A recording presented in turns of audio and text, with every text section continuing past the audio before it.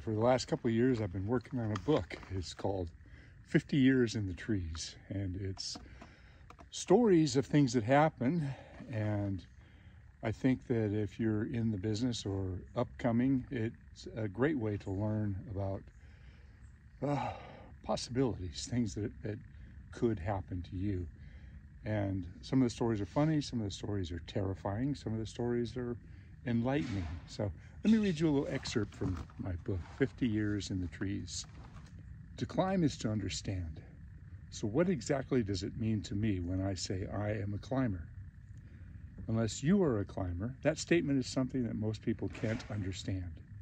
We are primates, and deep down we have primate abilities that sadly most people have completely lost. If we go back in the history of our species, early man needed to climb trees for so many reasons. Food was in the trees. Safety was often in the trees. Shelter, tools, firewood, and pretty much survival was in the trees. Those who climbed got to the food. Those who climbed well survived well. The human body adapted to being able to climb the trees much like the other primates do. If you ever watch how elegantly an orangutan moves through the trees, you may understand a bit more about how early man learned to move through the trees. Not that we are orangutans, but we are fairly closely related. Now, having a tail would be a nice thing, but I have a rope. Learning to use the ropes for movement and swinging around the trees is exhilarating. All these movements while climbing makes me feel at one with the tree, and I feel strong. Feeling strong is so powerful, and if you combine that with movement and climbing, well, you have to do it to understand. I need to climb to feel whole. That's just an excerpt from my book. The book is up to about 70 pages. If you guys are interested in it, drop me an email at blairglenn@gmail.com. That's BLAIRGLENN @gmail.com, and I'll tell you more about it. Anyway, on with today's video. Whoa. I know you. How did Tom get all the way up on that tiny tree? I know you. Now, when I was a child, I was always forever climbing in trees, and I had some trees that were my favorite trees. There was a couple of poplar trees at the back of the property that I used to climb so high in. Now, this particular tree is adjacent to some friends of mine, and it is a favorite climbing tree for kids. I have seen as many as 25 kids up in this tree. And this is a person that I just met recently, and we were talking about tree climbing. I said, come on, let's go climb this tree. And he sort of hesitated, and I said, come on, let's do it, let's do it. And I got him in the tree, and I think he really enjoyed himself. He didn't go all the way to the top, but I was impressed. He's got to learn to keep his feet closer to the trunk, though. I've been up in this tree many, many times. I've been up there with just so many children. I've gone all the way to the tip top, and I've looked down and had maybe 25 or 30 kids in the same tree while I was up here. A little bit of a history here. These are retired belts, or belts I just don't use anymore. And look at that, there's a rainbow shooting out of the top of that tree. It actually rained a little bit on us, and there was a beautiful sunset. Yeah, Monday morning, back to work. Got a oak tree to remove today. And this guy is pretty rotten. A bit of fungus growing there, that's fresh.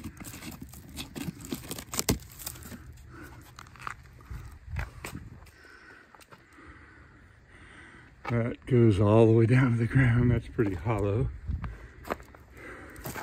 Ooh, significant weakness at this crotch. All the weight is out over the road. It's actually leaning on the telephone wires right there. On both sides, pushed it over quite a bit.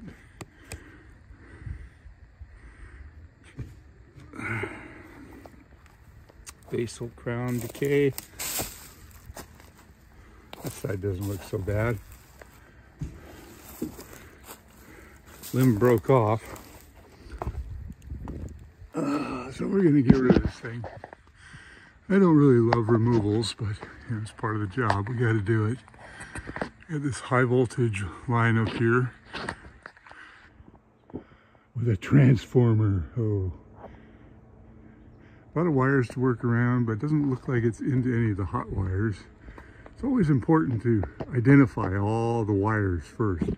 For instance, this wire that's down here, down kind of low, that is a, it's hard to see, but that is a, you see that over there, that's a support wire. There's no power in that. It goes down to the other cable, or the other telephone pole. We're on a road. Doesn't look like a real busy road, but definitely got to get the cones out. Yeah, it should be a fun job.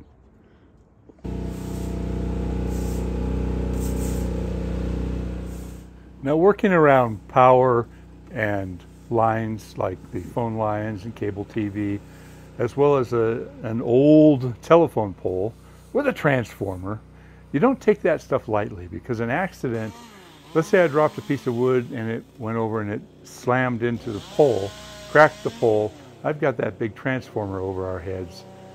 Now, I was being careful, but you know, stuff can happen. This is another tree on the property. I wanted you to look at all this.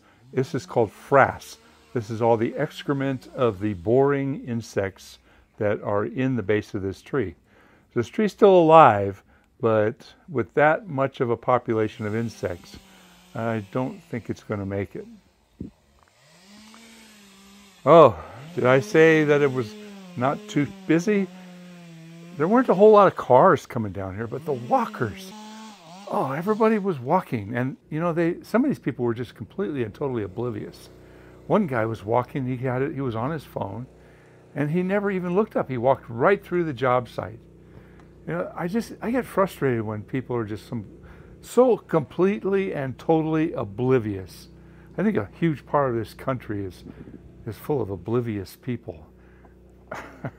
I won't talk politics, but maybe a little bit. Anyway, back to this job. We had this big old transformer on this old rotten pole, and the tree was pushing against it as well as pushing against the lines. Comes another pedestrian. Oh, we had bicycles coming through here and dog walkers. Oh, it was, you know, I was constantly looking down. So this is the cut that I just made to clear that one wire. I didn't show it, but you can see I'm working around these lower wires, which are not hot. But it's always important to assume that wires can be hot. Now we had to move all the wood all the way over. Now here's where the tree was pushing pretty hard on the pole, actually. There was a lot of pressure on this. So I made the first cut and I got it up really close. And then the next cut, I made an undercut backwards and I went at it slowly. So I didn't, if I would have cut from the outside, it would have just pinched the saw. There you go. See, I was coming back and back and back, and it slowly started opening up. There you go. It actually moved quite a bit. Probably moved about 2 or 3 inches, but you can see where it was pushing on the pole really hard. And I took lunch, and this guy came out of the driveway. I thought, wow, that's a cool old car. Look at that. It was a hot rod, though. It was a big, beefy motor in that thing.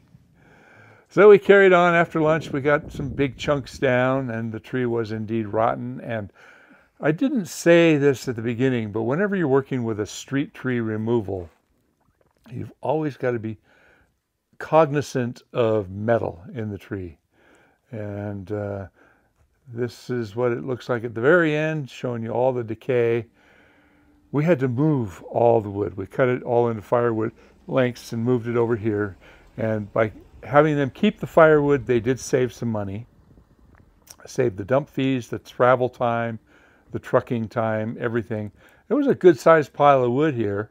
I don't know if they realized exactly how much wood they'd get, but if necessary, they can offer it on Craigslist and it'll go for free. And I was also able to leave the chips there. Hey, thanks for watching.